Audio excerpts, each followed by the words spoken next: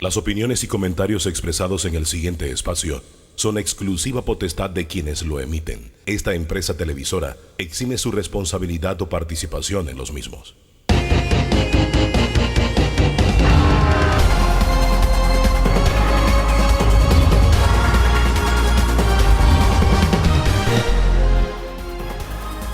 ¿Qué tal? Buen día, bienvenido, bienvenida a Debate Abierto, este encuentro dominical que tenemos al calor de una taza de café con las diferentes corrientes de pensamiento, opiniones, información aquí. Así que, ¿qué tal si vemos la agenda para esta fecha?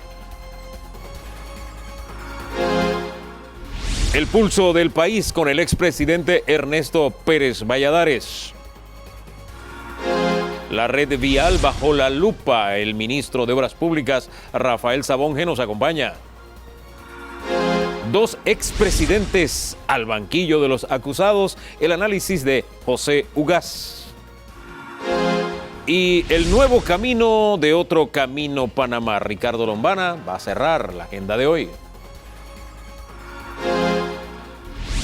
Agenda interesante, don Danilo. Buen día, bienvenido. Una agenda interesante, no solamente porque son llamativos los temas, sino porque son temas que nos obligan a buscar qué hay detrás. Importante también, detrás de este programa hay toda una serie de medidas de bioseguridad que tomamos para protección tanto de los que estamos permanentemente aquí como de nuestros invitados. El primero de ellos, el presidente Ernesto Pérez Valladares. Bienvenido. Gracias, un gusto estar con ustedes siempre. Esta semana, interesante, un hecho histórico. Por primera vez, dos expresidentes, una fiscalía solicita llamamiento a juicio. ¿Cómo lee usted este hecho?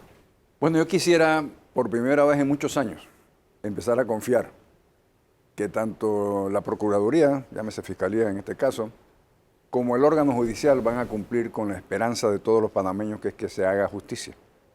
Yo no estoy precondenando a nadie, pero si hay un llamamiento o una solicitud de llamamiento a juicio, alguna sospecha fundada debe tener esa Procuraduría y esa Fiscalía. Así es que yo Hugo, lo que tengo es la esperanza de que podamos retomar la confianza en nuestras instituciones y particularmente en la Procuraduría y el órgano judicial. Esa esperanza, ¿cómo podemos traducirla? Ya en otros países hemos visto a expresidentes tras las rejas. ¿Esa esperanza la podemos traducir en que suceda lo mismo en Panamá? Yo no quisiera adelantarme a eso porque mi sentido no es ver a ningún expresidente ni a ninguna persona que sea inocente presa. Yo lo que te adelantaría es que nosotros tenemos un sistema judicial que permite entorpecer, por llamarlo de una forma, o dilatar ad infinitum los procesos judiciales. Yo creo que eso nos señala un camino a reformar, es decir, nosotros no podemos seguir teniendo instituciones que impidan las aspiraciones populares de la efectiva justicia a tiempo.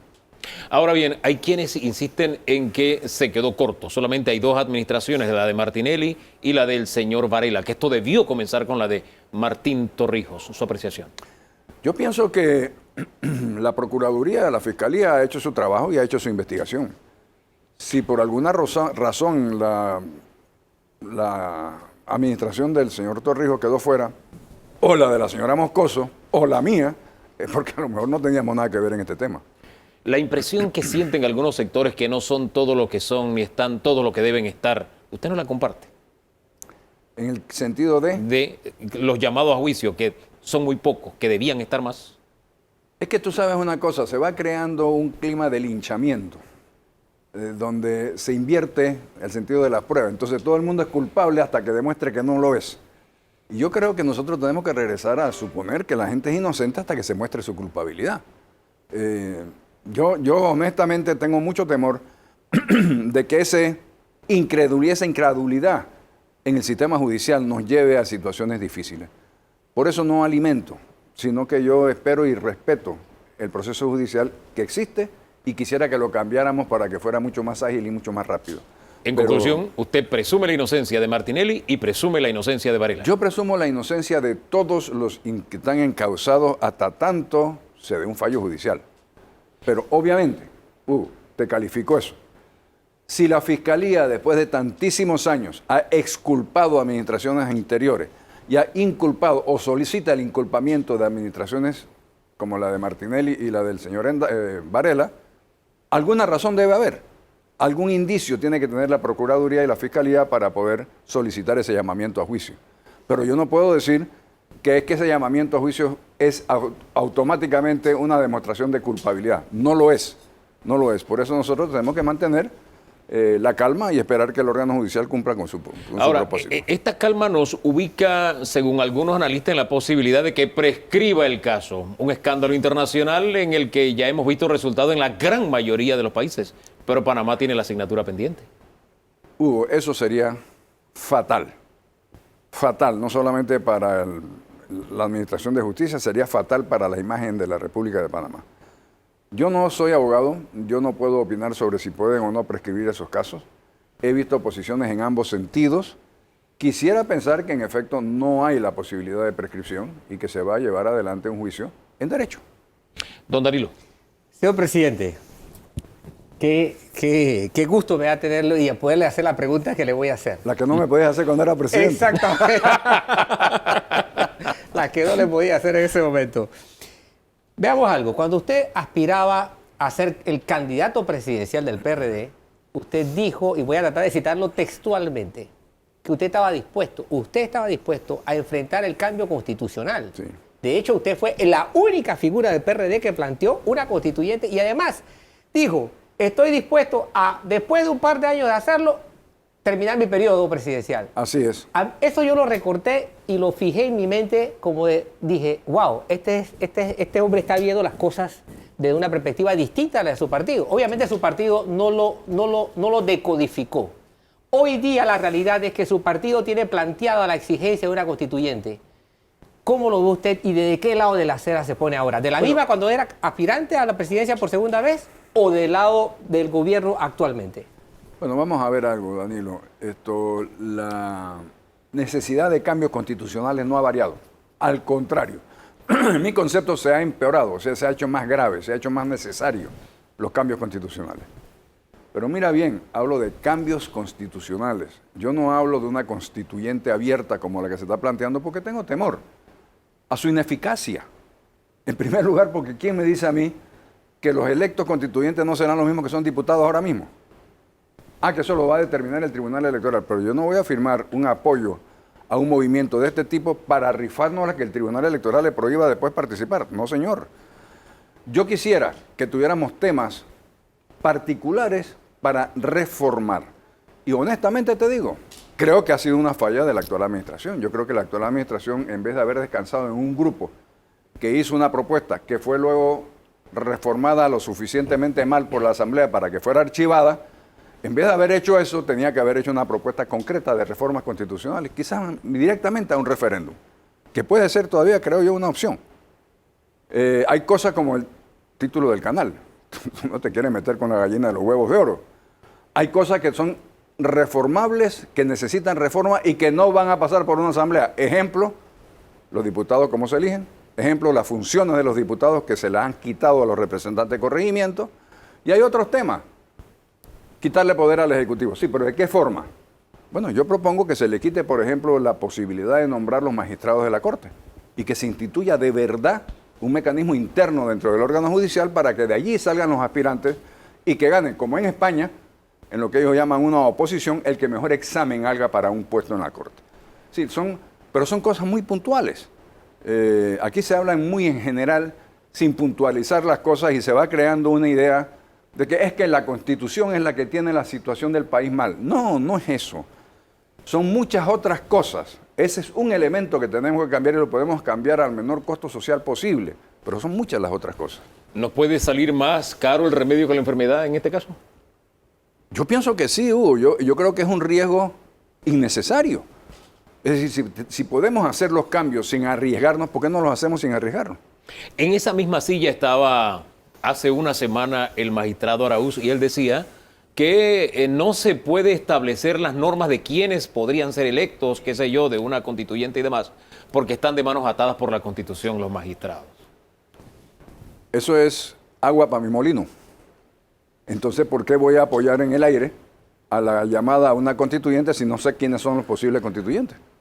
Ahora, ¿qué piensa usted de los grupos que están convocando? Porque son tres grupos distintos. En uno encontramos un partido nuevo con dos partidos tradicionales y parte de sociedad civil. En otro encontramos partidos tradicionales y mucha sociedad civil. Y otro es un pequeño movimiento que no conozco muy bien, esta variedad tan amplia. ¿Qué lectura tiene usted? Es la democracia, ¿no? ¿Es bueno entonces? Bueno, yo pienso que no es malo. Yo pienso que quizás hubiera sido, más eficiente para ellos que se hubieran reunido en un solo grupo, que hubieran hecho un solo esfuerzo, porque aún no sé, yo no sé si lo han dicho o no, pero aún no sé si el Tribunal Electoral va a sumar las firmas de los diferentes grupos. Si es así, bueno, cada cual que haga lo que le parezca. Pero si no fuera así, hubiera sido mucho más eficiente unirse en un solo movimiento, ¿no? Su partido se encuentra en una crisis interesante. El CDN hace unos días regañó públicamente a su secretario general. Yo no recuerdo que eso haya pasado en su partido. ¿Qué se viene ahora con la condición en que se encuentra? Hombre, mira, hay, no solamente en el mío, en todos. Fíjate tú lo que está pasando en el Molirena. No hablemos de lo que está pasando en Cambio Democrático, que también hay su tirijala. El problema nace cuando tú permites que los intereses políticos y económicos de diputados sean los dirigentes de los partidos. Ahí nace el problema. Y luego se complica mucho más cuando hay insatisfacción porque no se lograron las cosas que se prometieron a los diferentes partidos, a los diferentes grupos, a los que participaron. Y en tercer lugar, yo tengo que decir algo que me duele decirlo, pero es verdad. La participación política electoral es en función de qué hay para mí. No es en función de los mejores intereses del país. No es en función de un objetivo que tú quieras llevar adelante como una propuesta para que este es el país que yo les quisiera proponer. No. Hey, brother, yo trabajé política y pasó con mi nombramiento. ¿Me explico? Como si la política y el órgano ejecutivo fuera una especie de agencia de empleo condicionada a que tú ayudes a llegar allí o no. De alguna forma tenemos que combatir esa idea y esa realidad, ese clientelismo que estamos viviendo desafortunadamente en la democracia panameña. Ahora, fíjese que también en esa misma silla hace unos días estuvo Francisco Sánchez Cárdenas y él dijo que el que puede ponerle fin a esta crisis que está viviendo el PRD es el presidente de la República. Incluso dijo que ningún delfín lo puede hacer. ¿Usted coincide con eso? Yo coincido en que el secretario general históricamente ha sido el presidente. Y yo creo que el que no sea ahora mismo el presidente es un gran error político. Se lo dije a él desde antes que se dieran las elecciones, durante el periodo electoral, y se lo dije posteriormente. Y se lo sigo diciendo. Yo creo que quien debe liderar el partido para tener el apoyo político necesario es el presidente de la República. Oye, ¿y qué se hace con los compañeros de habitación, con Molirena, que tiene una carta de presentación como lo que está pasando en la lotería? ¿Qué haría usted? Bueno, tú sabes que mi carácter es un poco diferente, ¿no? Ya yo hubiera tomado medidas mucho más profundas que las que se han evaluado. Y encima se da una reunión de la Junta Directiva y todavía no sabemos, por lo menos hoy, todavía no sabemos a qué decisión se llegó en esa Junta Directiva. Creo que por ahí dijo el presidente de la directiva que tiene como las manos amarradas. Ahora todo el mundo tiene las manos amarradas. Si las decisiones duras, nadie las quiere tomar. Pero mire, nada justifica lo que pudo haber pasado, lo que se percibe que pasó en la Lotería Nacional. Nada. Que se pierda lo que se pierda, Hugo. Nosotros tenemos que empezar por saber y hacer saber que el que comete un robo o un error, la paga. Si eso no es así, vamos camino a un barranco de ingobernabilidad. Don Danilo. Sí. Señor presidente, usted es economista y ha dominado el tema no ahora, sino desde hace mucho tiempo. Este es un país en el que ha aumentado considerablemente el salario mínimo, aumentó el Producto Interno Bruto, aumentó el ingreso per cápita. Sin embargo, aún vamos a hacer un paréntesis a sacar la pandemia. Sacando la pandemia, el país ya venía mal, muy mal. ¿Por qué esto no se refleja en desarrollo social, en mejor calidad de vida? Porque hay una tendencia que nos refleja un país distinto al que los números dicen. No, los números te señalan lo que es. El crecimiento económico del Producto Interno Bruto está allí. Lo que no te hablan es la desigualdad de ese Producto Interno Bruto. Pero, a ver, la única forma que yo conozco como economista de cerrar esas brechas de desigualdad sin ir a un cambio de modelo, por ejemplo, a ser un país comunista, donde la igualdad significa que todos somos pobres, ¿sí? Esto es mediante una educación de calidad y por una generación. Por eso yo creo que uno de los temas que debe ser tocado en esas reformas constitucionales casualmente es la educación. Nosotros no podemos seguir teniendo la mala calidad de educación que estamos teniendo, Danilo. Y tú lo sabes igual que yo. Que les duele decirlo porque es que yo lo siento en el alma. Una de las grandes ventajas de ser expresidente es que uno puede hablar las cosas con toda la franqueza. Le gusta a quien le guste y al que no que le guste, lo siento mucho, ¿no? Pero además de eso te voy a decir una cosa. A ver, desde el punto de vista estrictamente económico. El motor del crecimiento económico de los últimos meses, de los últimos años, ha sido la construcción y la inversión estatal en construcción. Llámese la ampliación del canal, llámese la construcción de autopistas, de carreteras, lo que tú quieras, y la inversión de la empresa privada en proyectos de construcción. Bueno, eso venía bajando desde el tiempo que empezó el gobierno del presidente Varela. Y ha llegado a un punto donde lo que tenemos es una sobreoferta de apartamentos y una sobreoferta de oficinas. Es decir, ese no puede ser el mecanismo que vamos a usar para reactivar la economía. Nosotros tenemos que repensar el país que queremos. Por eso yo te digo que una de las cosas que está faltándonos a todos los partidos políticos es repensar qué país queremos. ¿Cómo es que lo vamos a hacer? A ver, porque un economista te dice, no, hombre, lo que pasa es que, bueno, como se cayó la industria de la construcción, vamos a generar nuevos empleos tapando huecos. O pintando escuelas. ¿Así? Y la señora que era guía de turistas y la señora que vendía mercancías en la avenida central en un almacén, ¿la vas a poner a tapar huecos? O sea, hay que bajar de lo macro a lo micro y ver cómo tú integras en los nuevos niveles, en los nuevos esquema de crecimiento a esas personas que han quedado desplazadas. Ahora, el gobierno está teniendo esa lectura integral para reactivar la economía. ¿Los pasos que está dando en este momento la administración Cortizo le parecen los pasos correctos? Hugo, yo he dicho en alguna ocasión anterior que yo creo que cometí un error. Es más, cometí un error al integrar conjuntamente el Ministerio de Hacienda y Tesoro y el Ministerio de Planificación y Política Económica. Y ahora lo digo por qué. El ministro Alexander, por el cual yo siento un gran respeto, es un gran economista, es un buen hombre, ha dedicado la inmensa mayoría de su tiempo a pensar el tema financiero del Estado. Evidentemente era lo urgente, era lo que tenía que hacer. Cómo financiar el funcionamiento del Estado, cómo hacer para que la economía que se descayó, nos cayó no sé qué porcentaje, no se hubiera caído más, cómo hacer para financiar el gasto público. Pero el tema estrictamente de economía, de crecimiento económico, ha sido pospuesto. Yo se lo atribuyo a que no hay posibilidad dentro de ese ministerio tan monstruoso de tener ambos sombreros. Y creo que fue un error de mi parte haberlos unido. Pienso que hay que hacer un nuevo esfuerzo para imaginarnos el país que económicamente queremos tener con mayor igualdad social, con real inversión en buena calidad de educación, con buena salud. Pero eso no es que lo vamos a hacer de un día para otro. Los temas económicos toman muchos años. Mira, mucho del crecimiento que hemos tenido es en función de lo que nosotros hicimos, cambios estructurales durante mi administración. Echa para atrás y si nosotros aquellos cambios que fueron tan duros y que la gente rechazó con tanta vehemencia, no lo hubiéramos hecho, este país no hubiera crecido jamás a los niveles que ha crecido. Yo quiero profundizar en ese tema porque hay quienes miran hacia atrás y dicen, en la época de Martinelli teníamos empleo. Así que ahí está la solución. Usted se va mucho más atrás con los cambios estructurales. Quiero profundizar en eso y también en el tema de lo urgente y lo importante, si realmente el gobierno está atendiendo lo urgente en el tema económico para que salgamos de donde estamos, pero será luego de la pausa. Además, a ver, porque usted estuvo en los Estados Unidos. Se superó el problema de la visa. La respuesta, en breve, aquí en Debate Abierto.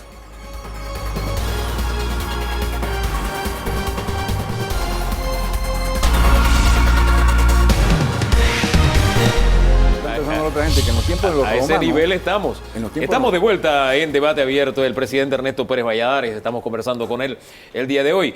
Cerremos el tema económico con lo que está haciendo la actual administración. Sí, el tema planificación, finanzas y demás, como usted planteaba, acepta que cometió un error, pero miremos lo que está haciendo el gobierno, los planes, lo que está tratando de hacer en este momento con la empresa privada. Está atendiendo lo urgente, lo necesario, el día a día de la gente que necesita empleo. lo importante, le está dando la evaluación real de lo que tenemos o vamos lentamente? ¿Cómo lo ve? Hugo, yo creo que se está haciendo un gran esfuerzo, limitado por las finanzas públicas. Y el tema de la inversión privada está también condicionada a que haya mayor transparencia, en que se castigue el delito, en que lo que empezamos a hablar se convierta en realidad, que aquellos que han delinquido lo paguen, que aquellos que han robado vayan presos. Es decir, eso, si nosotros no tenemos eso, el inversor privado, el inversor privado y sobre todo el extranjero, no solamente tiene la opción de Panamá, tiene la opción de todo el mundo, de hacer las cosas donde mejor le convenga. Y uno de los parámetros que siempre se toma en cuenta es la certeza de la ley. Es decir, si yo no tengo certeza de que se va a cumplir la ley, la inversión, por más rentable que tenga, está en riesgo. Así es que son muchas las cosas que se han hecho, son muchas las cosas que está proponiéndose hacer. Hay un limitante que son las finanzas públicas y nosotros tenemos que empezar a hacer certeza de castigo para que el inversor privado sepa que aquí se respetan las leyes. ¿Seguir endeudándonos es la salida? Yo no creo. Yo creo que nosotros hemos llegado a un punto de endeudamiento donde ya no da mucha más margen. Nosotros estamos en, si mal no recuerdo, creo cerca del 70% de la deuda PIB. Los países que nos critican, los europeos, menciono por ahí, por no mencionar a otros, a Francia, tienen niveles de deuda PIB por arriba del 100%. Pero obviamente nosotros no queremos llegar a esos niveles. Nosotros teníamos niveles adecuados de manejo de deuda pública alrededor del 40% y quisiéramos regresar a ello. Ahora, en el pensamiento colectivo, imaginario popular, el tema económico se reduce a pensar, cuando Martinelli era presidente yo estaba mejor, yo tenía empleo y llevaba comida a mi casa. Esta forma simplista de ver el tema económico en algunos, ¿a qué reflexión lo lleva usted? Es de la belleza de la inocencia. Es como al niño que tú le dices que los niños nacen porque lo trae la cigüeña. O sea, tú sabes, el inocente dice, ay, en aquellos tiempos, incluso algunos llegan a decir barbaridades como robó pero hizo. No es así. En aquellos tiempos lo que se hizo fue montarse sobre una estructura que nosotros generamos, que siguió consolidándose, que lo consolidó Martín, y que él de alguna manera se montó sobre esta estructura e hizo un gasto público impresionante. Yo no me acuerdo los niveles de deuda pública que aumentó, pero creo que están arriba de los 10.000 millones de dólares, si mal no recuerdo. Solamente para hacerte una comparación, durante mi administración con todo lo que se hizo, la deuda pública subió en 300 millones. Y hubo niveles de crecimiento muy aceptables. 300, 10.000. Sí, eso es lo que hay que hacer. ¿Y quién paga la deuda? Lo mismo que dicen que en ese tiempo había trabajo. Disculpe que use esta frase tan sencilla, pero para transmitir la idea, trato de interpretar lo que me dice. El señor Martinelli en esos años de bonanza cosechó lo que ya había sembrado entonces Martín y había sembrado usted. ¿Eso es lo que usted quiere decir? Yo creo que cosechó y despilfarró. Cosechó y despilfarró mucho de lo que nosotros vinimos construyendo. ¿Cómo no? O sea que podíamos haber hecho más incluso en esa época. Y si además de eso, Hugo, no se hubieran dado los sobreprecios que se dieron, quizás hubiéramos podido hacer 40 o 50% más de lo que se hizo. Don Danilo. Sí, ya usted ha hablado en varias ocasiones de cuál es su posición frente a la posibilidad de enfrentar a la empresa encargada de los puertos en Balboa y en Colón, Panama Ports. Este es un tema que sigue estando también en una especie de nebulosa. El gobierno no da señales, nadie da señales, hay unas campañas que están por ahí flotando y a esto se suma la minería. ¿Cuál es su posición en perspectiva de mediano y largo plazo de lo que el gobierno panameño debe presentarle a la ciudadanía? ¿Cuál es el grado de interés que un gobierno debe tener cuando busca socios para negocios de esta clase? Mira, yo pienso que la administración Cortizo tiene unas circunstancias preciosas para lograr mucho mejores términos para el Estado. El contrato de la minería, como tú sabes, fue encontrado inconstitucional por la Corte. Es decir, toda esa inversión física que está ahí no es constitucional. En consecuencia, ¿sobre quién está el peso de renegociar?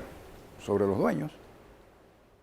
Y el Estado debe renegociar de la mejor forma para lograr lo que se ha logrado en otros países, y no tenemos que inventar la rueda.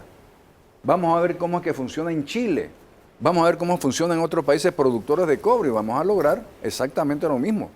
Hubiera sido diferente si el contrato hubiera sido encontrado constitucional y nosotros estamos llorando sobre mojado, ya no se puede hacer más nada. El tema de los puertos es igual. Los puertos nos cambiaron los conceptos que originalmente se dieron. Y me explico, porque creo que es importante que todos lo sepamos. Cuando se dio la concesión de puertos, habían 2 puertos que funcionaban en muy malas condiciones porque se le había dejado de hacer mantenimiento. ¿Y tú te acuerdas? ¿Ustedes se acuerdan de eso? Balboa y Cristóbal. Balboa y Cristóbal. Muy mal.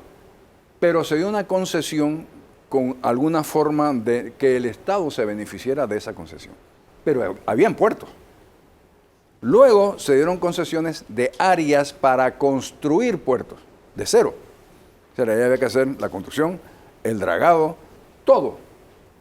Entonces de repente llegó la gente de Panamá por y dice, pero es que las condiciones que ustedes le dieron a aquellos no son las mismas condiciones que nos dieron a nosotros, porque son 2 cosas diferentes.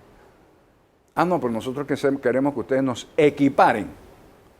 Y bueno, se hizo, en mi concepto, el gran error de acceder a la equiparación.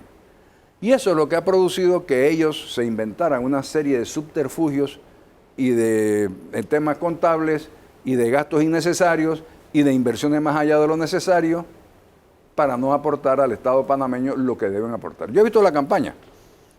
La campaña empieza por decir que trabajan 24 horas. ¿Y qué puerto del mundo no trabaja 24 horas? ¿Y qué? ¿Lo hacen para que lo aplaudamos o lo hacen por negocio? Por favor. ¿Me explico? Nosotros no nos chupamos el dedo tampoco, ¿no? En el tema de minería, Sí, señor. ¿qué hacemos con él? Hay que renegociar todo. Todo. Hay que renegociar todo, Hugo. Yo creo que el gobierno del Estado panameño tiene ahora mismo una linda oportunidad para hacerlo. Sí, cómo no. Ahora, el asunto es aprovechar la oportunidad. ¿Usted ve en el talante del gobierno en este momento de aprovechar esa oportunidad o de dejarse llevar por la ola? ¿O no hay señales? Yo entiendo que se está evaluando el tema. Vamos a ser positivos. Yo quisiera pensar que se está evaluando una renegociación de todo el tema. Miremos un poquito a futuro, 2024, por lo que lleva este gobierno de ejercicio del poder, ¿existe la posibilidad de que el PRD repita en el 2024? Yo creo que la historia democrática nuestra ha demostrado que la gente, por la razón que sea, que podemos en algún momento hacer una evaluación de eso, no repite al mismo partido político. Yo creo que eso es lo que ha pasado históricamente desde 1990, y quizás si echas para atrás en las elecciones de antes del 68 pasaba algo igual, no sé. Si eso es así, la historia se va a repetir o se repetiría, obviamente el PRD no tendría la mayor oportunidad de ganar. Pero eso es en un vacío. Eso tú no sabes verdaderamente cuáles son las circunstancias que se va a dar en el 24 para una elección electoral. Es decir, ¿podría cambiar la historia en el 2024 y repetir el PRD? Yo creo que todo sería posible si se hacen las cosas bien. ¿Y se están haciendo bien? Ah, ese es otro cuento. Dígalo usted. ¿Cuál es su apreciación? ¿Qué lectura tiene? No me pongas a pelear con nadie, Hugo. Usted no quiere pelear con nadie, pero ya hay quienes han dicho, yo sí quiero la presidencia en el 2024. Ricardo Martinelli lo ha dicho. Sí, cómo no. ¿Cómo no? ¿Por qué lo dice así? Bueno, vamos a esperar un par de meses a ver qué pasa. ¿Usted maneja información que no tengamos nosotros? No, yo simplemente tengo una percepción y tengo mi propio análisis político que me lleva a concluir que él ni siquiera va a ser candidato. ¿Ah, no? No. Tiene su partido, no ha sido condenado hasta ahora. Hasta ahora. La historia puede cambiar entonces. Yo creo que la historia puede cambiar grandemente. Además, acuérdese de algo, Hugo, mire, hay un poder supranacional que está reclamando a sus hijitos. ¿Sí? Por ahí va el asunto entonces. ¿Los hijos para qué lo quieren allá? Bueno, porque cometieron lo que los americanos piensan que fue lavado de dinero en su país. Y estaban en una etapa de una delación premiada y salieron huyendo. Entonces, tú uno de los cables, ¿no? A ver qué tú crees que va a pasar. Ahí donde se habla del alto funcionario y familiar. ¿Quiere profundizar en eso? No. Sí, igual que tú sé yo. Ese suprapoder es Estados Unidos. Usted no podía viajar a Estados Unidos, pero viajó hace unos días a la graduación de su nieta. Gracias a... ¿Qué cambió sí. la historia? Bueno, yo creo que eventualmente pude demostrar que verdaderamente no había ninguna justificación para hacer lo que hicieron y afortunadamente las condiciones políticas allá y acá han cambiado. Mis enemigos de aquí han perdido mucha credibilidad, mis amigos por otro lado han ganado mucha credibilidad y se dieron, bueno, gracias a Dios y gracias a los que me ayudaron, pude ir a ver a mi nieta graduarse de la misma universidad donde se graduó su madre y donde me gradué yo. 3 generaciones allí graduadas en esa misma casa de estudios. Sí, señor, en la Universidad de Pensilvania. Oiga, esos son amores tremendos de los nietos, se lo digo yo que estoy viviendo la abuelazón, ¿no? Pero dígame algo, ¿esa visa es solamente por ese evento? ¿La obtuvo por 10 años? No, es solamente por ese evento, pero es un primer paso para lograr la normalización del tema. Don Danilo. Espero yo. Sí. Señor presidente, quienes han llegado a ocupar el cargo de más alta prestancia y responsabilidad en este país, como el que usted ocupó, están expuestos a un síndrome, a un riesgo enorme, que tiene que ver con los 5 años de su periodo. Es decir, todo tiene que hacerse en 5 años, los trofeos tienen que presentarse en 5 años, los méritos tienen que... Es como que si la historia comenzara y terminara con cada periodo. Sin embargo, su periodo, cuando uno lo analiza, tuvo algo interesante. Dejó en la tubería, en el pipeline, proyectos como para 25 años después, que efectivamente así ocurrió. 25 años después todavía se estaban haciendo proyectos diseñados en el periodo de Ernesto Pérez Valladares. El gobierno actual, o los gobiernos actuales, los que le sucedieron a usted, ¿pierden tiempo dejándole cosas a gobiernos sucesivos o tienen que ensimismarse para resolver los problemas de sus 5 años de periodo? Yo creo que tenemos que, volvamos al punto, Danilo, tú eres sociólogo y tú sabes que lo que te estoy diciendo es verdad. Los partidos políticos no señalan objetivos de país. Entonces, si tú no tienes un objetivo país en tu partido político y tú eres presidente, tú ves lo inmediato y olvidas el futuro. Nosotros, afortunadamente, teníamos una estructura política donde se discutía mucho el futuro del país, por supuesto, pasando por cosas coyunturales como el cumplimiento de los tratados. Pero estábamos claros del tipo de país que nosotros le proponíamos a la sociedad. Por eso es que tú ves que todavía hay cosas que quedamos pendientes, que quedaron en la tubería, como dices tú, que se están llevando adelante. El tema es que se ha vuelto, la participación política electoral se ha vuelto electoral sin política. Entonces es el inmediatismo, ¿no? Y el clientelismo que ha generado la institucionalidad, por ejemplo, de la forma como se eligen los diputados, que para mí ahí es donde empieza el gran problema. El clientelismo se alimenta allí, en esa forma de elegir los diputados. Así es que, bueno, hay que reformar, hay que cambiar, hay que mejorar, tenemos que ponernos de acuerdo en el tipo de país que queremos presentar a la opinión pública para las próximas elecciones. Esa es la carta de presentación de su gobierno, las cosas que dejó y que todavía se están desarrollando en las siguientes administraciones, incluso en esta, si revisamos la historia, y lo hacía cuando hacía la pregunta Danilo, y me quedaba pensando, ¿eso no le despierta el gusanillo de, ¿sabes qué? Quiero regresar a la presidencia? No. Ya se murió ese gusanito. No. Yo dije en una ocasión que el que no aspira, antes que me lo pregunte, porque yo sé que me vas para allá. Sí, mis aspiraciones políticas electorales expiraron. Yo sigo aspirando a que pueda participar, como lo estoy haciendo con ustedes aquí, orientando, hablando, diciendo lo que yo creo, con la ventaja que te dije que ahora yo no puedo decir las cosas sin saber a quién le molesta y a quién no, y tratar de orientar la opinión pública de la mejor forma que yo puedo hacer. Eso es política. ¿Y poner en orden su partido político? Eso le tocará a otro.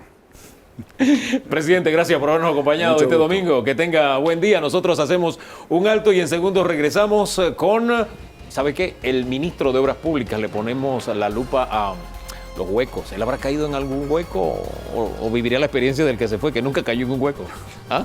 Si conduce, tiene que haber caído. Eso es ineludible. Regresamos en segundos.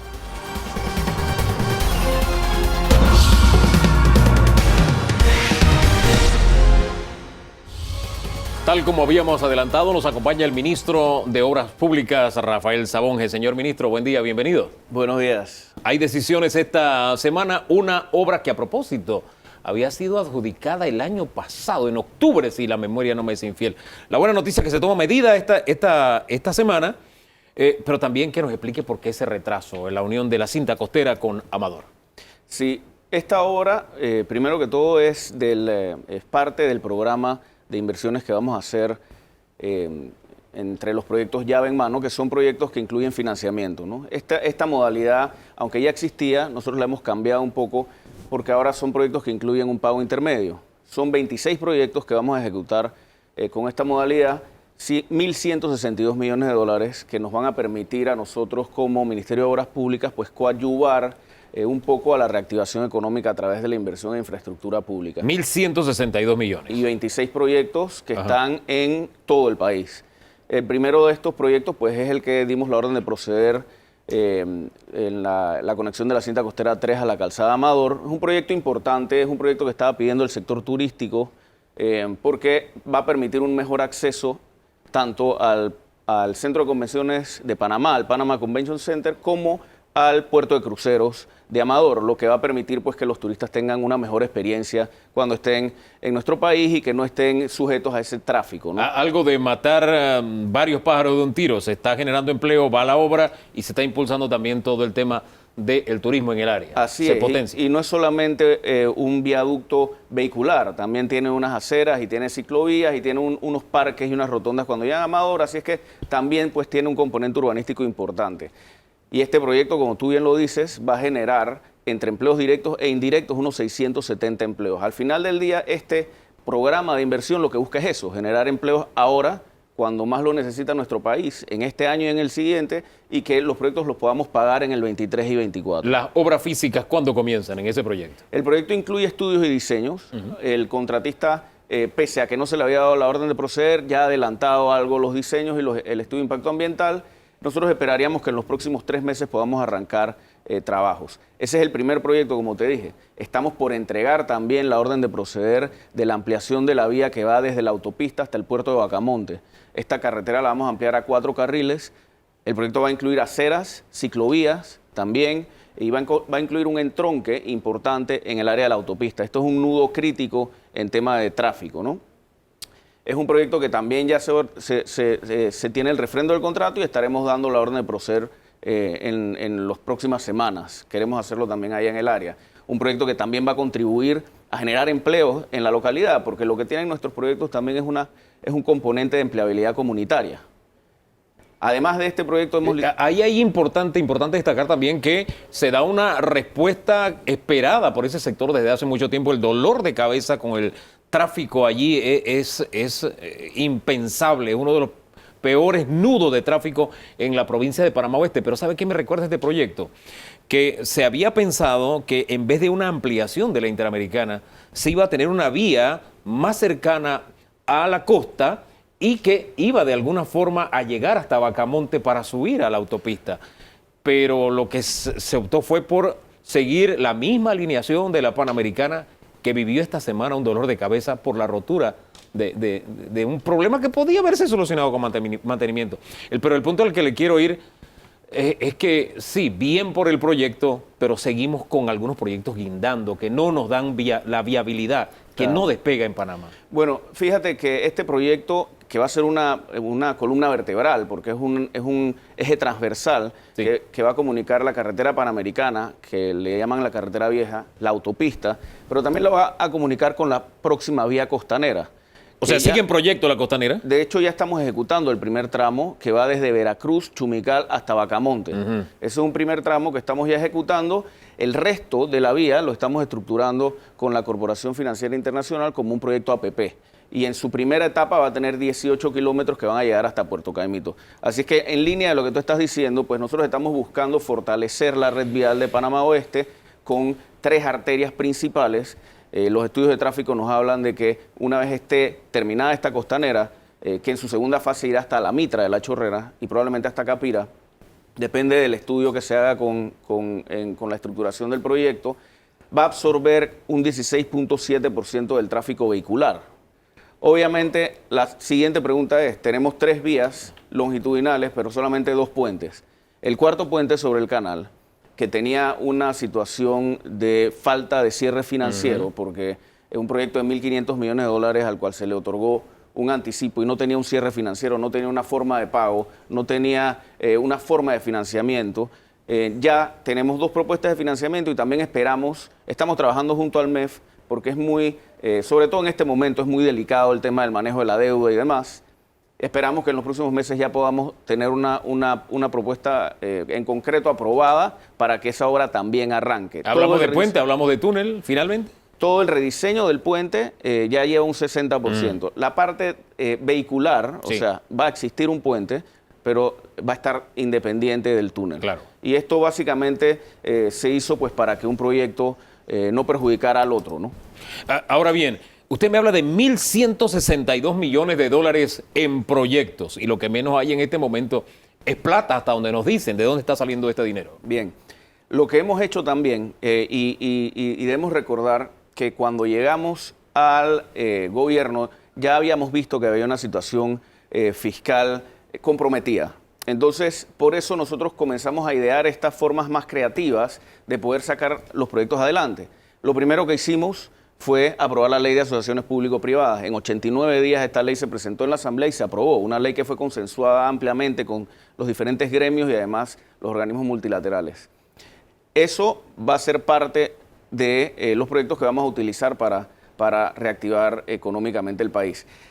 Estos 1.162 millones de dólares, que son proyectos que incluyen financiamiento, los hemos estructurado junto al Ministerio de Economía y Finanzas para que toda la cartera del MOP pues, se pueda adaptar financieramente a la realidad que estamos viviendo hoy en día en el país. Por eso estos proyectos nosotros estamos licitándolos con fuente de financiamiento privado.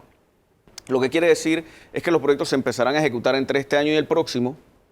Los pagos están pactados con los contratistas, con financiamiento privado en el 23 y 24, cuando ya esperamos además que la economía haya vuelto a los niveles que tenía en el 2019 y probablemente los haya superado. Hombre, es la esperanza que tenemos, pero su predecesor en el cargo dice que nunca había caído en un hueco. Usted tiene que haber caído en alguno, porque las calles y las carreteras, las vías están llenas de huecos, ministro. Yo creo que Panamá siempre ha adolecido de una cultura de mantenimiento de infraestructura, no solamente vial, eso es lo que me toca a mí, pero en general. Y nosotros, pues viendo esto, con nuestras cuadrillas, pues hemos hecho un trabajo bastante importante con los recursos limitados que tenemos. Ahora, lo que hemos estructurado también, y esto con la ley de asociaciones público-privadas, es un programa de mantenimiento por estándares.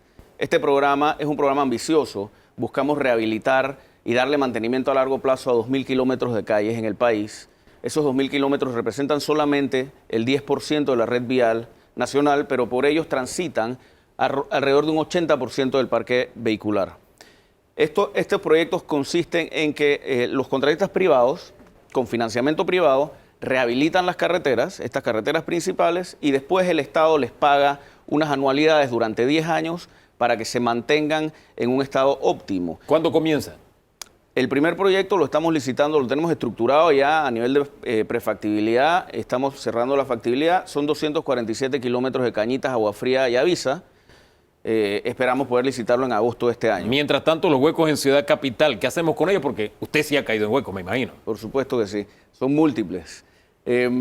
Nosotros pues con las cuadrillas nuestras de Metrovial y del área canadera, en el verano sobre todo hicimos un trabajo importante de parcheo y estos son trabajos generales y recurrentes, pero realmente y para poder resolver esto de raíz, nosotros tenemos que pensar en mantenimientos por estándares a largo plazo, que es lo que estamos estructurando ahora mismo. Son 16 estándares internacionales que van a tener estos contratos. Si los contratistas los cumplen, pues el Estado entonces les paga su anualidad y lo que esperamos es que por lo menos estos 2.000 kilómetros de calles estén en un estado óptimo.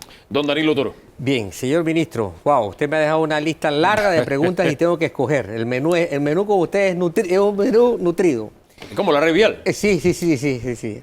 Lo primero que me llama la atención es que para un programa de mantenimiento a 10 años, la pregunta que me cae forzosamente es, ¿no es meterse un poco en el escenario de otra administración? ¿Por qué no concentrar un plan de mantenimiento a 5 años? ¿No es asegurarle demasiado a una empresa que podría ser comprometedora, fallida o débil? Eso me cae. Tengo un parcito de preguntas más, pero quisiera comenzar por allí. Bien, lo más importante de este programa es que nosotros lo estamos estructurando con multilaterales. Por ejemplo, el Banco Mundial nos apoyó en esta primera etapa, la Corporación Financiera Internacional nos va a apoyar en la siguiente. Y lo que se busca, de acuerdo a la ley de asociaciones público-privadas, es que precisamente estos proyectos estén impregnados de transparencia. estén además impregnados de un balance de riesgo factible entre el Estado y las empresas contratistas, de manera que nosotros podamos pensar más allá de un periodo y podamos pensar a largo plazo, porque al final de cuentas, si nosotros pensamos en cortos términos de tiempo, o sea, 3 años, 5 años, el Estado termina gastándose mucho más dinero. Con estos programas a largo plazo, el Estado se ahorra aproximadamente un 30% del valor en rehabilitación de infraestructura y eso es lo que nosotros estamos buscando. Bien. Existe desde el gobierno de del gobierno Varela existe, porque se contrató en el gobierno de Martinelli, pero la administración Varela recibió los primeros resultados y los últimos resultados del Plan Integral de Movilidad Urbana Sostenible, pagado por lo que entonces era la Secretaría del Metro. Su ministerio lo conoce y lo utiliza como una hoja de ruta, porque ese es un plan muy completo. Y me llama la atención que ningún miembro del gabinete actual ha hecho mención de ese plan. No sé si tiene la maldición de haber sido de un gobierno que no sea el actual, pero ninguna cartera lo ha mencionado. Bueno, nosotros lo usamos. De hecho, el PIMUS, que es la base de las inversiones que nosotros, por ejemplo, estamos haciendo en la ciudad capital, nos ha permitido trabajar de la mano, por ejemplo, con Mibus, con la empresa de transporte masivo de Panamá, en un proyecto que vamos a realizar. Es uno de esos 26 proyectos, que es el proyecto de carriles exclusivos de la Vía España. Que lo que se pretende es desde la Vía Porras hasta la Vía Cincuentenario, ampliar la Vía España, construir aceras y hacer unos carriles exclusivos de Metrobús en el centro para mejorar la movilidad. Lo que nosotros buscamos también, y eso desde nuestro plan de gobierno, es que los proyectos en los que invirtamos estén distribuidos básicamente en 3 pilares. Uno, proyectos que puedan generar desarrollo turístico, como por ejemplo el proyecto de la cinta costera 3 a la calzada de Amador, o algunos proyectos que vamos a hacer, por ejemplo, en Bocas del Toro. 2, que sean proyectos que mejoren la productividad, como por ejemplo el proyecto de rehabilitación de caminos de producción, que estamos por dar orden de proceder a 267 kilómetros de caminos de producción en todo el país. Y 3, proyectos que permitan mejorar la movilidad humana. Y aquí es donde recae pues, el PIMUS, que nosotros lo usamos. Y lo usamos tanto que estamos a punto pues, de firmar en Gaceta Oficial el nuevo manual de especificaciones de diseño del Ministerio de Obras Públicas, que incluye secciones para caminabilidad, que incluye secciones para métodos alternativos de movilidad como el ciclismo, que incluye nuevas secciones de calles. Bien, y por último, Ricardo J. Alfaro pasó por un suplicio indescriptible y veo que resucitó. No sé cómo, pero no sé si le hicieron respiración boca a boca o qué, pero están reparándola nuevamente. La gran pregunta es, cuando termine esta obra que quedó guindada del aire, pero que ya está funcionando, los otros paños ya quedarán tan destruidos que lo mismo, el suplicio seguirá. El problema es que esto se multiplica para muchas rutas importantes del país. ¿Qué es lo distinto que podemos esperar? Bien, en ese proyecto en particular pues hubo problemas con el contratista y por eso estuvo un tiempo parado, después se cedió el contrato a un tercero y es el que está ahora ejecutando. Y en la Ricardo J. Alfaro los paños además exteriores los vamos a empezar a trabajar pronto. Esto probablemente vaya a generar algunas molestias porque se va a estar trabajando en los paños interiores en algunos sitios, en los paños exteriores en otros, pero con el fin de mejorar. Ahora, a largo plazo, ¿cómo podemos arreglar esta situación? Que es una apuesta fuerte nuestra con el programa de mantenimiento por estándares, porque esto lo que permite es que se planifique el mantenimiento y se dé mantenimiento periódico. Una vez uno deja de darle mantenimiento periódico a la infraestructura se pierde y termina siendo mucho más costoso rehabilitarla. Señor ministro, quisimos hacer esta entrevista interactiva, le hemos dicho a los tuiteros, también a los instagramers, que hagan sus preguntas, hemos leído algunas, la producción la eligió. Vamos a comenzar con Oriel Gutiérrez. Oriel Gutiérrez pregunta sobre cuándo se va a terminar el puente de la rotonda de Cabuya. Bien, el estudio de impacto ambiental está pendiente de aprobación, los diseños ya están terminados, es un proyecto complejo porque es un proyecto que se va a ejecutar en un área en donde pues ahora mismo vive gente y es un área con muchísimo tráfico y este estudio de impacto ambiental fue un estudio de impacto ambiental categoría 3, además por la reubicación de servicios públicos y por la adquisición de servidumbres. Esperamos poder dar la primera piedra en los próximos meses una vez tengamos el estudio de impacto ambiental aprobado. Dice Augusto Castro, ¿han aprovechado el tiempo de pandemia para concluir los trabajos de transísmica a la altura del Instituto Rubiano? Es una locura. Sí, la transísmica tiene aproximadamente un 95% de avance. Como ustedes pueden ver, el tráfico ha mejorado muchísimo con los cambios que se han dado en algunas intersecciones. Ahora nos queda pendiente un tema pues de terminar aceras en algunos sectores y temas de arborización y demás. Esto es en el tramo que va de Plaza Ahora hasta San Isidro. Más allá tenemos otros proyectos, por ejemplo, el proyecto de la carretera Pedregal-Gonzalillo, la vía Panamá Norte. Se está terminando también el acceso a la transísmica. Esto va a permitir mejorar muchísimo el flujo vehicular en el área. Y además tenemos otros proyectos que son parte de estos 26 proyectos, como por ejemplo el intercambiador de Cabuya y la ampliación de la carretera transísmica de Villagrecia hasta Chilibre. En Twitter pregunta Marco Di Biglio, el puente sobre la Interamericana a la altura de la KFC, del KFC. Esto es en David. En David. Tenemos por refrendo una adenda con el contratista, que es Constructora Urbana, y es una adenda que se ha hecho de $1.192.000. También esperamos que este año eso quede culminado, porque los trabajos son bastante sencillos. Ya se ha hecho algo de reubicación de servicios públicos y pues esperamos que para finales de este año ese proyecto ya esté terminado y los accesos mejoren muchísimo a la carretera que va a Boquete. Nos pregunta Milka Pilides, ¿por qué no tapan todos los volcanes de las calles de Albrook y del resto del país? Algo de lo que le hablamos, de los huecos.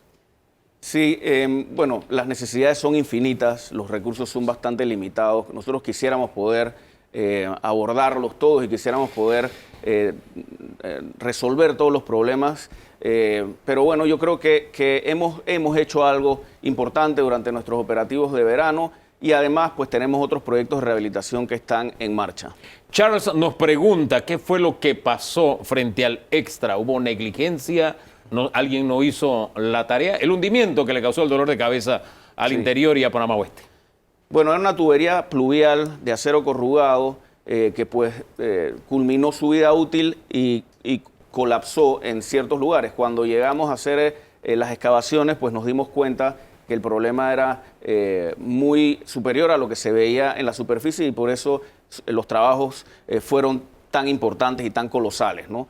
Afortunadamente, pues estuvimos trabajando ahí 24 horas, solamente se descansaba, no se descansaba, se hacían cambios de turno porque sabemos la importancia que tiene esto y el malestar que genera para el oeste.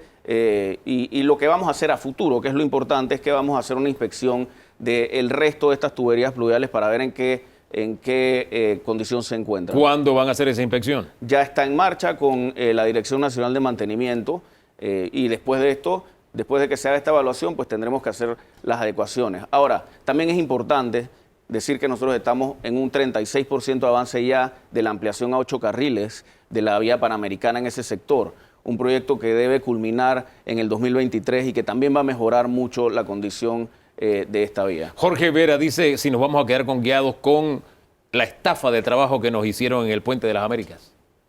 El Puente de las Américas también fue inaugurado en 1962, requiere mantenimiento constante y esto no va a cambiar. Vamos a tener que estar constantemente dándole mantenimiento a esta obra para que la calzada se mantenga en unas condiciones aceptables. Así es que seguramente seguirán viendo trabajadores en el puente periódicamente y continuamente.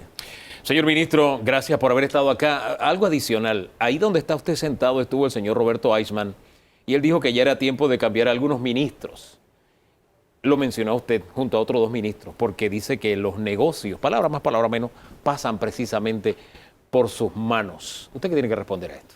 Bueno, eso es política y nosotros no estamos en política ahora mismo. Nosotros tenemos una misión importante de modernizar el Ministerio de Obras Públicas y de sacar adelante el plan de acción, el plan de gobierno que tenemos y en eso es en lo que estamos enfocados. ¿Qué tanta corrupción hay en el Ministerio de Obras Públicas? No hay corrupción en el Ministerio de Obras Públicas. Señor ministro, gracias por haber estado aquí en Debate Abierto. Nosotros hacemos una pausa y en segundos regresamos porque tenemos que hablar con el señor José Ugaz. El llamamiento a juicio de 2 expresidentes de la República, el escándalo de Brecht. Eso será en breve.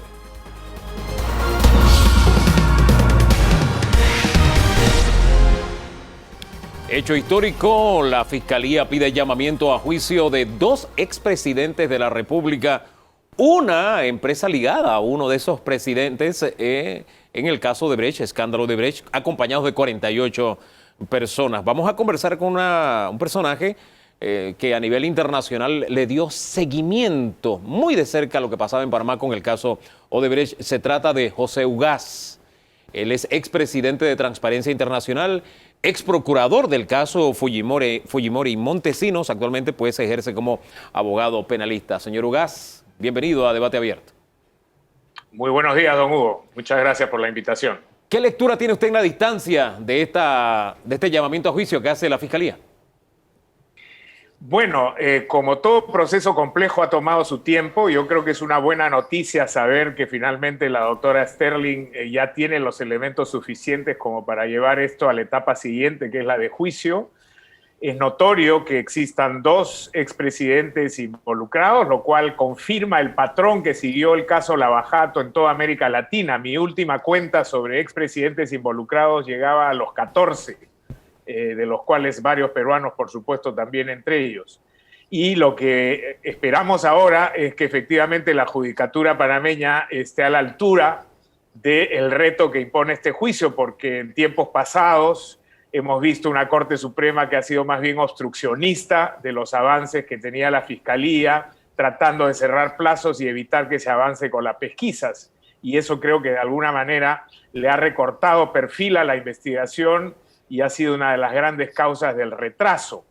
Aunque, como todos sabemos, esta investigación cuenta con evidencia dura porque hay colaboradores eficaces que han hablado y que han aportado información. Está el memorándum de los Estados Unidos, en virtud del cual se traslada también información, y ahí claramente se habla de la existencia de evidencia que compromete a altos funcionarios de Panamá que hoy día, con este requerimiento de la fiscal, ya sabemos que tienen nombre y apellido, ¿no? Todos esos peligros que usted hablaba de retraso de los procesos y demás, todavía esa espada de Damocles está allí. Hay quienes abrigan el temor de la prescripción. ¿Qué mensaje enviaría Panamá al mundo si se cae en una etapa como esa de prescripción de este caso? Sería un desastre porque confirmaría que ha habido una voluntad política que ha trascendido incluso a un gobierno de promover la impunidad en Panamá, ¿no? Sabemos todos los cuestionamientos que el país ha tenido a nivel internacional, desde la comunidad financiera en temas de lavado de activos, las distintas sanciones que han recibido, y que Panamá, dicho sea de paso, se ha esforzado con mucho éxito, diría yo, para tratar de superar esos cuestionamientos y plantear un país bastante más transparente en el manejo financiero y de organización jurídica de empresas, pero esto sería un golpe fatal, creo que impactaría incluso en la calificación del país para inversiones futuras, porque querría decir que no hay un Estado de Derecho sólido y que la impunidad vuelve nuevamente a ser una regla, cuando lo que todos estamos esperando en Panamá y fuera de Panamá, la comunidad internacional, estamos en un mundo global y en un caso que ha afectado a más de 11 países en América Latina y 2 en África. Lo que todos esperamos es que se haga justicia y se sepa la verdad. Hemos visto expresidentes en otros países tras las rejas en este escándalo. En el caso de los dos expresidentes panameños, uno, el señor Martinelli, sigue usando el argumento de que se trata de persecución política en su contra. Y el otro, Varela, su argumento central es que lo que recibió su campaña eran donaciones. ¿Usted cómo observa estos dos argumentos? Mire, respecto de Martinelli no tengo mucho más que decir porque ya me he referido a él y a su argumento innumerables veces. Y la verdad que ese argumento es poco creativo y hace gala, la verdad, de escasa imaginación. No hay corrupto en el mundo que no diga que es un perseguido político. Y eso lo vemos desde los casos más flagrantes de los dictadores corruptos de África, como Abacha u otros, Suharto, digamos, los peores de la galería del mundo. Todos han dicho en su momento que eran perseguidos políticos. Y por supuesto todos los latinoamericanos, ¿no? Desde la época de Collor de Mello, de Menem, y lo seguimos escuchando ahora. Entonces, Martinelli creo que pudo haber buscado un argumento más inteligente, más creativo, que de alguna manera pudiera distraer la complicada situación en la que se encuentra, porque ya a estas alturas no hay duda que el memorándum del Departamento de Justicia de los Estados Unidos, cuando habla del pago de sobornos a un alto funcionario de Panamá, se está refiriendo a él, y la investigación de la Fiscalía panameña creo que así lo confirma. El otro argumento que ha utilizado el expresidente Varela también se ha convertido en un argumento más o menos frecuente en estos tiempos, sobre todo en el caso Lavajato. Lavajato ha dejado muchas lecciones, ¿no? Patrones de conducta en una trama compleja de corrupción. Por ejemplo, la utilización de empresas offshore. Eso es un patrón clarísimo. Llegó incluso a comprarse un banco para evitar los controles de lavado de activos que existen hoy día a nivel global. Y muchos son los que han dicho, yo no he incurrido en un acto de corrupción al recibir dinero en efectivo de estas empresas, en este caso en particular de Odebrecht, sino que se trató de un acto de financiamiento de campaña. Los delitos de lavado de activos requieren, y esto es un tecnicismo penal, voy a tratar de decirlo de la manera más simple, todos los delitos, o la gran mayoría de delitos, requieren intención. Eso es lo que en derecho penal se llama dolo. Y esa intención es el conocimiento de que lo que uno está haciendo es un hecho delictivo. En el caso del lavado de activos, conocer que el dinero tiene un origen ilegal. Pero hay ciertos delitos a los que la ley no solamente le permite el conocimiento directo, el dolo directo, sino también lo que se llama un conocimiento indirecto o técnicamente dolo eventual. Y el delito de lavado de activos es uno de esos. Y entonces, ¿qué dice la ley? No basta o no necesariamente yo tengo que saber que ese dinero viene de un origen ilegal, sino que basta que yo presuma que ese dinero no tiene un origen lícito. Por ejemplo, como ha ocurrido en el Perú, para poner un caso que conozco perfectamente, el del presidente Ollanta Humala, él recibió $3 millones de la empresa Odebrecht. Y ese dinero se lo llevaron en efectivo, en bolsas, lo trajeron transportadores brasileños y se lo entregaron en su oficina. Entonces, uno puede claramente percibir en una circunstancia como esa que algo no está bien en el origen de ese dinero. Esa sola presunción basta para que se cometa el delito de lavado de activos. Cuando Odebrecht empieza a financiar campañas, y ese es otro de los patrones del caso, lo ha hecho en Guatemala, lo ha hecho en Perú, lo ha hecho en Panamá y en varios de los 11 países a los que me he referido, en Colombia sin duda, Ecuador también, era evidente ya que se trataba de una empresa muy controversial. En el Perú, mucho antes del 2016, se sabía que Odebrecht era una empresa corrupta y que estaba perforando nuestro sistema de licitaciones públicas, por ejemplo, a través de una práctica sistemática de pago de sobornos. Por lo tanto, va a ser bien difícil para la defensa de Varela que sostenga en el juicio que él no pudo presumir que el dinero que se recibió en su campaña era un dinero que estaba maculado, como se dice en el lenguaje penal, es decir, que estaba teñido de un origen ilegal y por lo tanto era un acto de transferencia que constituye delito de lavado de activos o blanqueo de capitales, como también se le llama, ¿no? Nuestro analista Danilo Toro le tiene una pregunta. Así es. Usted ha tocado varios temas de interés. Quisiera que me explicara, con base a lo sucedido en Perú, con base a su experiencia como peruano, ¿qué relación hay entre una justicia efectiva que funciona, capaz de detectar las grandes debilidades que ocurren, y el comportamiento político y la conducta del elector, del votante? Quisiera que lo analizara a la luz de lo que ocurre en Perú hoy día. Bueno, eso plantea una serie de dilemas que son difíciles de responder. La verdad que la conducta del ser humano a veces se hace incomprensible, ¿no? Lo primero que debo decir, y esto creo que es un principio universal, es que la anticorrupción, una política anticorrupción, no se resuelve desde la justicia. Quien crea que porque va a tener muchas condenas en el sistema judicial ya resolvió el problema de la justicia en su país, se equivoca. Y mi país es un ejemplo de eso. Nosotros hemos tenido, y yo fui partícipe de ese proceso histórico, un gran impulso anticorrupción en el año 2000 para investigar y sancionar a una red criminal que dirigía el expresidente Fujimori con su asesor Vladimiro Montesinos. Abrimos más de 250 procesos penales en los primeros 14 meses investigamos y procesamos a más de 1.500 personas en esos 14 meses. Después la cifra escaló por encima de los 3.000 y se llegó a poner en prisión a más del 10% de esos investigados y varios de ellos han sido condenados. Fujimori a 25 años, el comandante general de las Fuerzas Armadas a 25 años, Vladimiro Montesinos a 25 años y sigue la lista. La fiscal de la Nación, el presidente del Congreso, el presidente del jurado electoral, 14 generales de las Fuerzas Armadas y policiales, etc. Si uno pensara que eso resuelve la justicia, querría decir que a partir del año 2001 en adelante, en el Perú ya no tendríamos corrupción, o por lo menos no una corrupción rampante.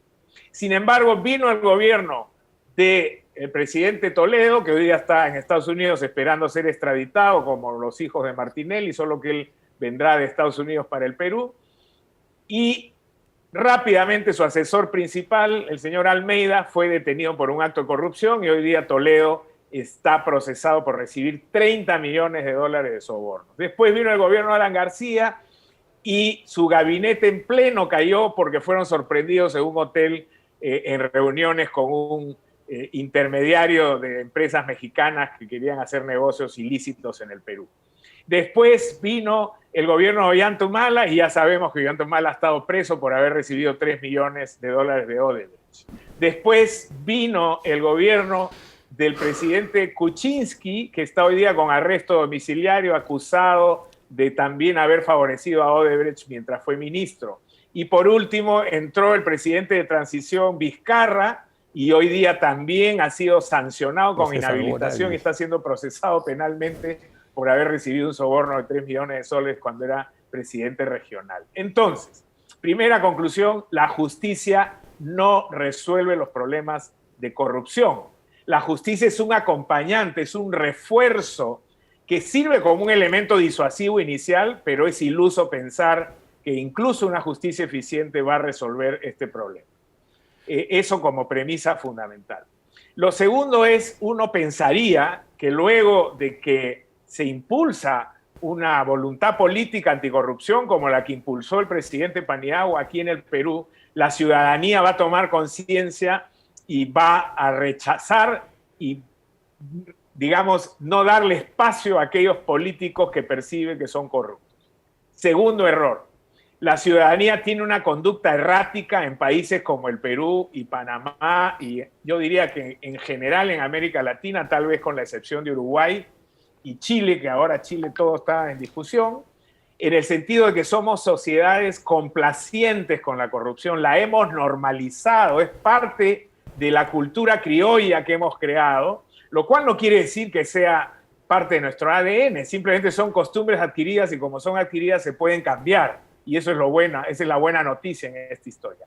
Pero cuando uno tiene una ciudadanía complaciente con la corrupción, que no tiene claro los principios que debe mantener para poder llevar a su sociedad hacia el bien común, tiene estos comportamientos contradictorios, ¿cierto? Por un lado, usted le pregunta a los peruanos cuál es el problema número 1 del Perú, según encuesta de este año, y todos dicen la corrupción. Incluso en medio de la pandemia, la corrupción estuvo 56 puntos como el principal problema del Perú, mientras que la pandemia estaba en 32. Más y ese allá, patrón se repite. Más Entonces, allá de creo eso, que eso de alguna manera explica por qué no tenemos una ciudadanía que rechaza claramente el tema de la corrupción y nos plantea el reto de iniciar una transformación cultural para transitar de una cultura teñida de corrupción hacia una cultura de integridad. Pero más allá de esos vasos comunicantes que hay en los comportamientos, ¿no?, de la sociedad peruana y panameña, que pueden tener esas coincidencias de que incluso algunos admiren a los corruptos,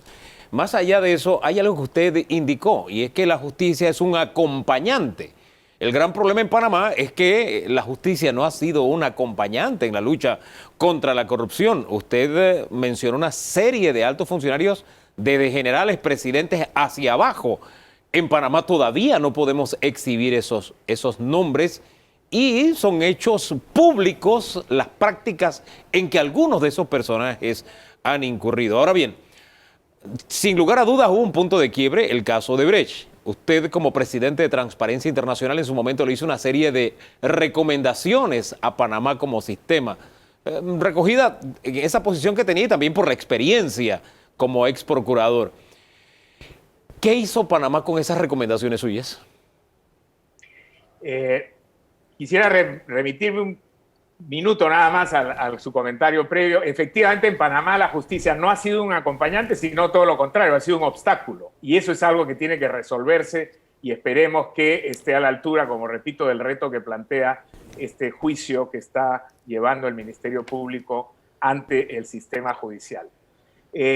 Un segundo elemento a tener en consideración, don Hugo, es el tema de la clase política. La clase política en Panamá, y eso es muy distinto a lo que ocurre en el resto de países de América Latina, tal vez en Centroamérica y el Caribe sea muy común, pero hacia abajo, en los países más grandes, eso no ocurre así, es que la clase política panameña es muy endogámica. Todos están vinculados con todos y eso hace que en las élites políticas se produzcan una serie de contubernios que hacen difícil el avanzar de la justicia. Efectivamente, no solamente hicimos algunas recomendaciones a Panamá, al gobierno de Panamá de ese entonces, del presidente Varela, país que visité en varias oportunidades, sino que fuimos más allá. Realizamos la Cumbre Mundial Anticorrupción en Panamá, con más de 2.000 asistentes del mundo, y ahí hicimos una invocación para que el caso Lava Jato fuera investigado en profundidad y se sancione a los responsables. Incluso más, preparamos un evento internacional, un taller de transmisión de experiencias y capacitación para los fiscales anticorrupción, donde estuvo sin duda alguna la doctora Sterling también. Y trajimos expertos de distintas partes del mundo para poder transmitir habilidades técnicas y experiencias de otros países que habían investigado casos complejos de corrupción. ¿Qué pasó con eso? Bueno, hubo un primer impulso interesante en Panamá, pero lamentablemente después hemos escuchado estos audios y hemos visto también una conducta errática con poca voluntad política para hacer cambios sustanciales o impulsar el avance de las investigaciones.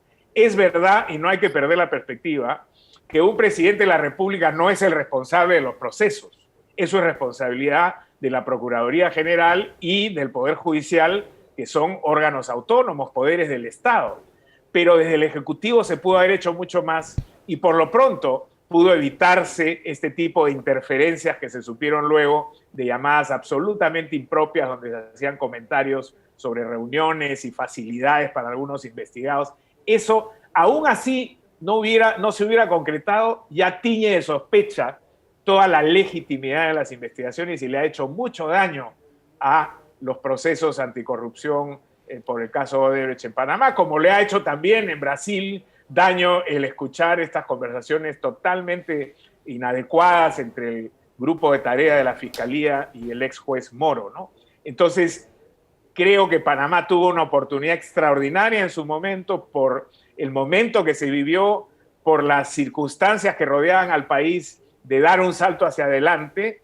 Luego de los Panama Papers también se abrió un espacio muy grande para que Panamá pudiera tomar medidas correctivas. Se nombró una comisión que lamentablemente terminó fallida. Y entonces, un poco la historia de siempre de América Latina, ¿no?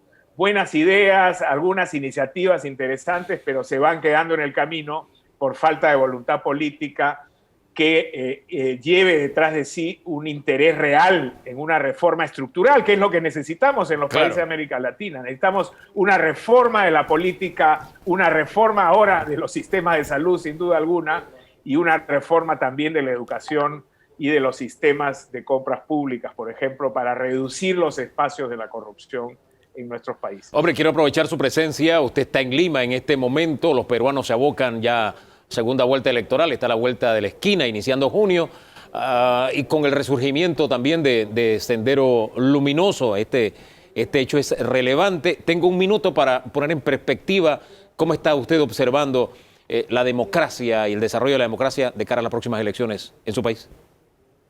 Bueno, tenemos una democracia muy incipiente e insuficiente, diría yo.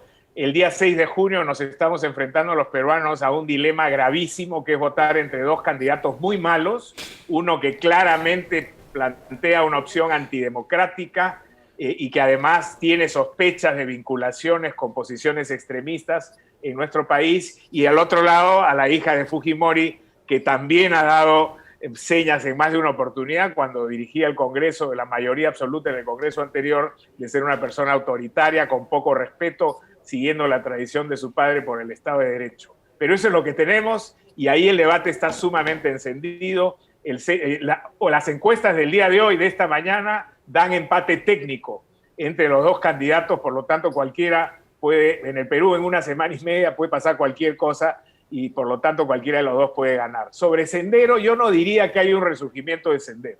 Lo que hay es un remanente, como pasó en Colombia, de un grupo bastante reducido, pero muy armado, que tiene muchos recursos porque se han dedicado al narcotráfico, mantienen una prédica senderista y lo que hacen de cuando en cuando, aunque no veíamos lo que ha ocurrido hace unos días, hace ya bastante tiempo, es entrar a un poblado y generar una masacre donde han asesinado a 16 personas, 4 niños entre ellos, como un mensaje a la ciudadanía peruana en víspera de elecciones, ¿no? Y eso creo que va a meritar una respuesta bastante dura del Estado. Ya las Fuerzas Armadas se han trasladado hacia esa zona, pero es una zona muy complicada porque es selva tupida y entonces no es fácil iniciar actos de persecución y captura en esos lugares, ¿no? Hombre, la distancia, un abrazo. Todos los países latinoamericanos en nuestros propios laberintos, ¿no? La encrucijada que están enfrentando los peruanos y también gracias por ayudarnos a poner en perspectiva este caso de los dos presidentes o expresidentes panameños que podrían ser sentados en el banquillo del acusado. Gracias, señor Ugaz. Gracias a ustedes. Buenos días. Don Danilo, póngalo en perspectiva. Bueno, tenemos a una figura internacional que nos pone un escenario muy crítico. Panamá, por ejemplo, al enfrentar el caso Odebrecht, si el argumento, si la premisa mayor es la prescripción, dejará una marca, dejará una impronta segura de que en Panamá impera la impunidad. También vemos claramente cómo tanto para el presidente Martinelli como para el presidente Varela quedan argumentos desgastados, argumentos inválidos. La persecución política o la donación son argumentos que no hay cómo sostenerlos ni desde el punto de vista técnico ni desde el punto de vista literario, por así decirlo. Igualmente, nos pone en perspectiva un poco los resultados de lo que fue el paso de Odebrecht por la historia de América Latina, ¿no? Toda una herencia de corrupción que se filtra por toda la trama social y económica de los países. Finalmente, te puedo decir que la corrupción es persistente, de acuerdo a este entrevistado, y va más allá de las capacidades de la justicia. La corrupción es algo que está vinculado a las sociedades, y más a aquellas sociedades que son complacientes y que actúan con ese grado de tolerancia que él pudo ponderar de una manera muy, muy clara. Y para cerrar, pues nos pinta un escenario de que las elecciones en Perú están entre lo que yo llamo lo terrible y lo peor. Dos candidatos muy malos, para citarlo directamente al señor Ugaz. Me quedo pensando en el tema Odebrecht porque de alguna forma ya la empresa se ha reestructurado, hace negocios allá donde todo comenzó, que fue en los Estados Unidos, lo hace bajo un nuevo nombre y nosotros todavía estamos buscando los culpables. Sí, nuestra justicia tiene su examen más importante de hace muchos años, lo tiene que pasar ahora, vamos a ver si lo pasa. Una historia que se está escribiendo. Hacemos una pausa y conversamos en segundos nada más con nuestro siguiente invitado, el señor de Otro Camino Panamá, que decidió tomar otro camino, el de los partidos políticos. Estará con nosotros Ricardo Lombana luego de la pausa.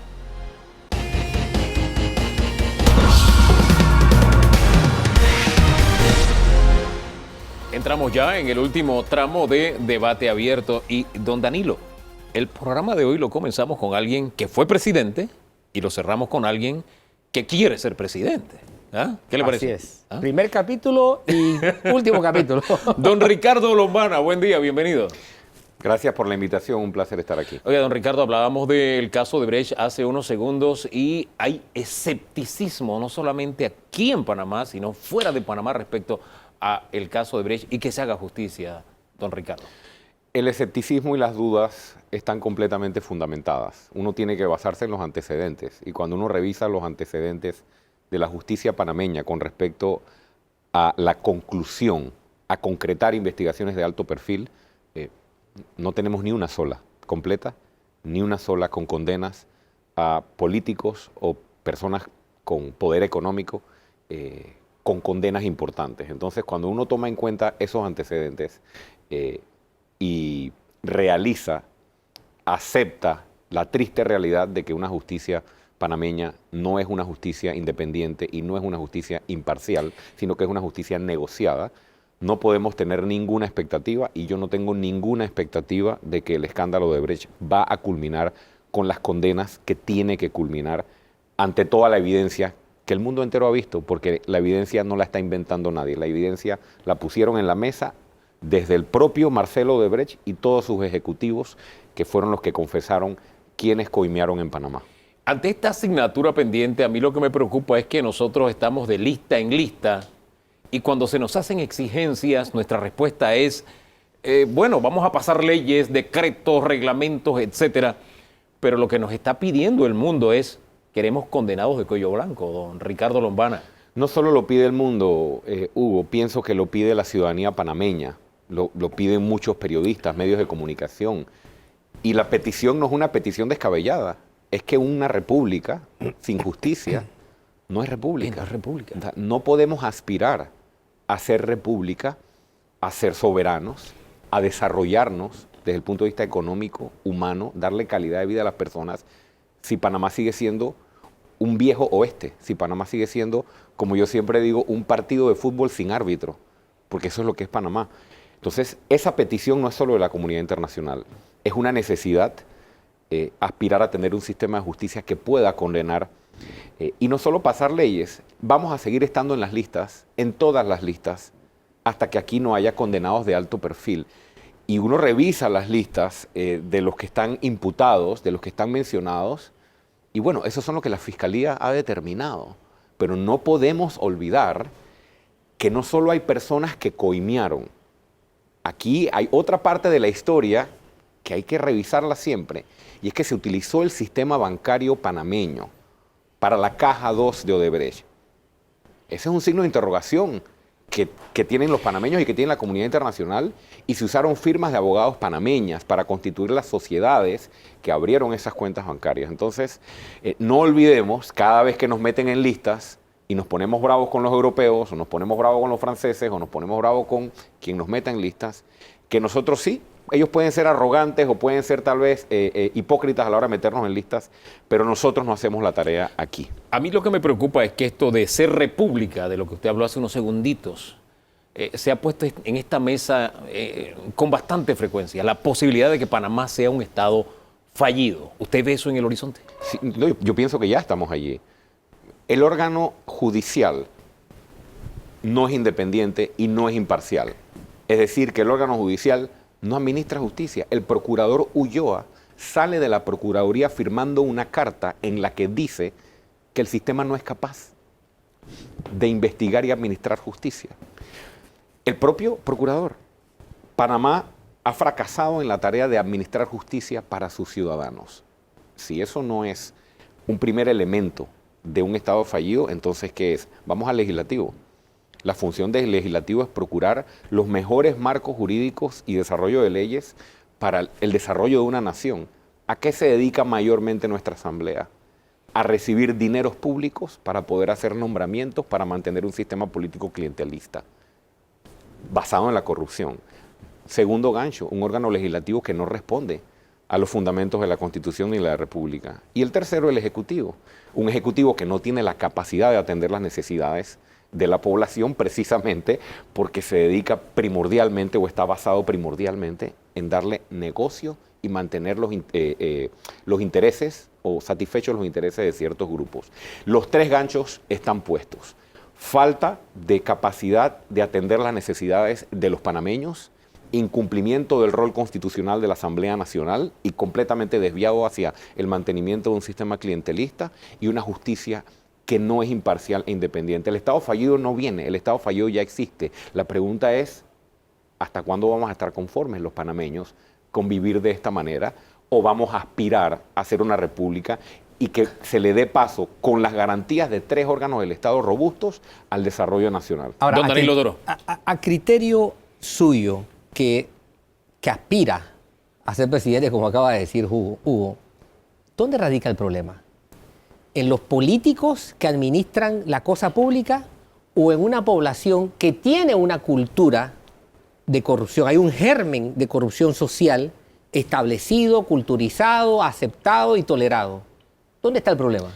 Eso puede tener distintos enfoques. Yo te voy a dar algunos. La responsabilidad es compartida. Y si vamos a tratar de asignarle en una ponderación a dónde está el problema, yo creo que hay que repartir el país porque la responsabilidad es compartida.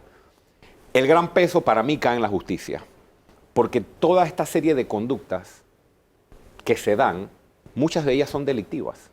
Y si hubiese certeza del castigo, esas acciones se detienen. Le voy a poner un ejemplo. El Tribunal Electoral y la Fiscalía Electoral tiene todas las herramientas para ir detrás del clientelismo político, detenerlo, castigarlo y meter preso a quien lo practique, incluyendo procesar a quienes han sido diputados o quienes desde puestos de elección popular practican el clientelismo. El Tribunal Electoral no lo hace, la Fiscalía Electoral no lo hace. Aquí todos los días escuchamos gente que le piden que se inscriba en el partido de gobierno para que lo puedan nombrar en el gobierno. Eso es un delito electoral. Eso es un delito electoral que ocurre todos los días, promovido por el propio partido de gobierno, que también fue promovido por los partidos anteriores que gobernaron, y no ocurre nada, a pesar de que son conductas delictivas. Así que yo considero, Danilo, que ante la ausencia de la certeza del castigo, ni siquiera nos podemos plantear la pregunta de a dónde está la responsabilidad. Y un segundo escenario sería el bajo nivel de ingreso de muchos panameños, la pobreza, la vulnerabilidad, porque al haber mucha necesidad, el mal político o el politiquero se aprovecha de esa necesidad y reparte, y dice, mira, yo te voy a ayudar, yo te doy $20, yo te doy $30. Entonces hay una puerta de entrada mediante la cual se aprovecha el politiquero de la vulnerabilidad, de la debilidad, de la pobreza de la persona para manipularla y para hacerle creer que la está ayudando, y lo que está haciendo es manteniendo y perpetuando su estado crítico para beneficio del propio sistema. Ahora, esto si vemos el sistema desde la óptica del que tiene poco, que es manipulado, pero también hay que mirar la responsabilidad del ciudadano que tiene y que manipula el sistema, porque no hay corrupción si no hay corrupto y corruptor. También hay una responsabilidad grande en ese renglón de nuestra sociedad, ¿o no? Totalmente de acuerdo. Yo recorro el país de cabo a rabo todo el tiempo, y en estos últimos 90 días, particularmente desde que se abrió el país en febrero, he estado en todo el país, incluyendo comarcas. ¿Cuál es el escenario en todo el país? Que tú llegas a una comunidad y en la comunidad no hay agua potable, no hay caminos de producción, no hay buenos centros educativos, no hay acceso a medicamentos o no hay salud o servicios de salud dignos, no hay acceso a educación muchas veces ahora por el tema de la pandemia, hay problemas de todo tipo y no hay proyectos para la comunidad. Sin embargo, ves que la gente sigue esperando que llegue el politiquero que reparte. Yo digo, bueno, ¿usted por qué sigue votando por el que se aparece cada 5 años a decirle que le está ayudando cuando él no presenta proyectos para la comunidad? ¿Qué yo le digo a la población cada vez que encuentro ese escenario? Mire, cuando venga alguien aquí a repartirle $20, como pasa cada rato, yo solo le pido a usted que le cuestione a ese político o politiquero, cuestiónele cuál proyecto tiene para la comunidad. El político le va a contestar, no se preocupe, yo le apoyo, yo le quiero ayudar. Sí, está bien, ayúdeme, pero ¿cuál es su proyecto para mi comunidad? Esa es la pregunta que los panameños tienen que hacerle a la persona que llega a repartir. Porque repartir es fácil, sobre todo si el dinero es ajeno. El país y las comunidades necesitan proyectos. Mientras no se le presente al país un proyecto, seguiremos dándole espacio a este régimen clientelista. Ahora, ese régimen clientelista necesita que la justicia funcione. Aquel que manipula el sistema para hacer negocios y grandes negocios tiene que darle la cara a la justicia, pero se necesita que ese engranaje funcione. Pero ahora que usted dice que recorre el país de canto a canto, me quedé pensando en la entrevista que le hicimos en Radiografía hace unos días. Usted dijo, en un mes yo debo estar inscribiendo mi partido. El punto es, usted fue un fenómeno político por la cantidad de votos, por la cantidad de firmas que recogió, etcétera. ¿Cómo es que esa gente no se ha volcado a firmar su proyecto de partido político? ¿Es gente que es alérgica a los partidos, independientemente de que sea Lombana o sea el que sea?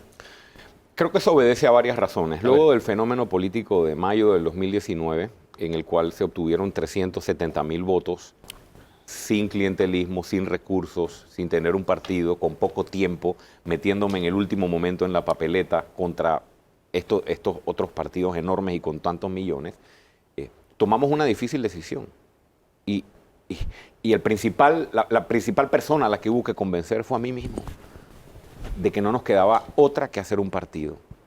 ¿Por qué? Porque después de lo que habíamos logrado, era ingenuo pensar que íbamos a seguir, que nos iban a dejar el camino libre como independientes para poder lograr exactamente lo mismo que logramos. El sistema se manipula. El sistema se manipula porque las firmas las compran. Y como pueden manipular las candidaturas comprando firmas, y solo pueden haber 3 candidatos independientes, es muy fácil que puedan manipular quiénes son esos 3 comprando firmas, como casi lo hicieron en la vuelta pasada. Nos toca hacer un partido político, pero de esta forma. Nosotros no estábamos ni estamos esperando que las 370.000 personas que votaron por nosotros se inscriban. Yo recogí 110.000 firmas para la candidatura y saqué 370.000 votos. O sea, no hay una correlación, ni tiene que haber una correlación entre la cantidad de firmas y la cantidad de votos, ni entre la cantidad de inscritos en el partido y la cantidad de votos que se saquen en la elección. Lo importante que quiero compartir, estamos haciendo el partido de la manera correcta, sin clientelismo. Aquí toda la vida han llenado buses de personas, los traen de las montañas, les pagan $20, les pagan la comida, les mienten prometiéndoles trabajo a todos y los inscriben. Y así cargan a una ciudadanía de partido en partido, año tras año, manipulándola por su vulnerabilidad. Acá lo estamos haciendo de la manera correcta. Y el país, y estamos convencidos que el país necesita un proyecto político que haga lo correcto. Le reenfoco la pregunta. Usted como fenómeno político significó una fuerza. Yo esperaba ver por lo menos que esa fuerza se desarrollara también en la inscripción del partido. A mí me sorprende que lleve tanto tiempo. ¿Qué lo ha hecho que esté cuesta arriba? ¿Esa fuerza es real o no? ¿Era o es? Bueno, nosotros recogimos 110.000 firmas en 2 años. Nosotros acabamos de cumplir 1 año y en pandemia de haber empezado a inscribir el partido. Nosotros no estamos apurados. Tenemos 32.000 adherentes, hemos inscrito 20.000 personas en los últimos 90 días y vamos a seguir inscribiendo. Después que pasemos a los 40.000, a los 50.000, a los 80.000. No tengo ninguna preocupación, ni debe haber ninguna preocupación con respecto a que en la mitad de la pandemia, porque nosotros iniciamos la inscripción en el medio de la pandemia, nos haya dado una inscripción de 370.000 personas o tal vez que se correspondiera con la cantidad de votos que hayamos sacado. Ahora, RM inscribió también durante pandemia y lo hizo en un corto tiempo. Pagando en la cara del Tribunal Electoral. El Tribunal Electoral y la Fiscalía Electoral es parte del problema de este país. Dame una chequera y yo inscribo un partido en 1 semana, Hugo. ¿Usted está pidiendo la chequera? No la estoy pidiendo. Te estoy dejando claro que aquí todos sabemos que se le paga a las personas para inscribirse o que se les amenaza con perder trabajo en la empresa en la que trabajas si no te inscribes. Y esa realidad existe. Y yo no me quejo de ella. Yo estoy respondiendo a su pregunta. Así se inscribe un partido rapidito. Mi trabajo es preguntar, por si acaso. Rapidito. Ahora, y así se inscribe. Pero esa no es la vía correcta. Totalmente de acuerdo. ¿Sabe qué? Porque ese es el problema. Porque los partidos tratan a las personas como si fueran ganado.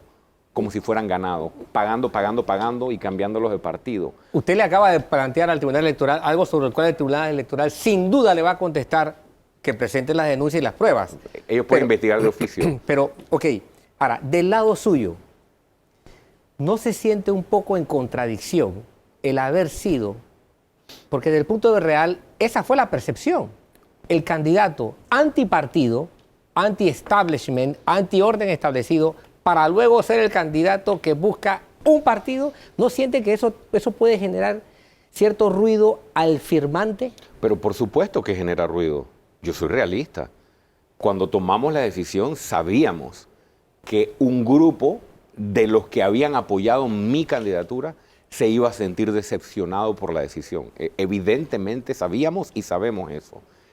Pero yo prefiero, y aquí mi mensaje, prefiero 1000 veces ser criticado por ser realista para querer transformar el país que quedarme en la acera del frente del Tribunal Electoral con un cartelón que diga el sistema es injusto para los independientes. porque ahí me voy a quedar diciendo que el sistema es injusto para los independientes y no vamos a llegar a nuestro objetivo. ¿Cuál es el objetivo? Transformar el país. Ya demostramos que se puede hacer una campaña política sin corrupción y sin clientelismo. Ahora, ¿por qué no podemos demostrar que se puede hacer un partido político sin corrupción y sin clientelismo? Ese es el gran reto. Si nosotros somos consistentes, Danilo, en demostrar que el partido tiene la misma visión, la misma postura, se inscribe de la misma manera sin clientelismo, pide, como lo hemos pedido al tribunal, la reducción de la cantidad de plata que se le da a los propios partidos, es decir, que queremos el partido para llevar a la población las mismas propuestas que presentamos como independientes. Y cuando le explicamos a la ciudadanía las razones, te digo 2, 3 razones rapidito, a los independientes no nos permiten unificar colores. Usted puede recoger firmas estando conmigo, por poner un ejemplo, y usted es candidato a alcalde, ¿no? Y usted recoge firmas por un año conmigo. Y resulta que después le dan el color celeste y a mí me dan el chocolate. Y a él, que es el candidato a alcalde en otra ciudad, le dan el verde. Entonces yo tengo que pasarme por todo el país diciendo, acá vota verde, pero para presidente chocolate, acá vota amarillo. La única forma que te permiten unificar colores es a través de un partido. Otra cosa, el tema de los 3 candidatos. Solo puede haber 3 candidatos independientes para cada cargo. 1, 2, 3. ¿Quiénes son esos 3? Los 3 que más firmas recolecten. Y nos pasó. Recogemos firmas los 3. Somos candidatos los 3. Un año caminando los 3 juntos presentándonos a la comunidad y nuestra propuesta. 2 meses antes de que cierre el periodo de firmas, vienen las chequeras, siembran candidatos que recogen más firmas que nosotros 3 porque son firmas compradas y nosotros somos desplazados de la papeleta y me quedo sin candidatos, como en efecto me quedé sin candidatos para muchos cargos. Esa es la realidad.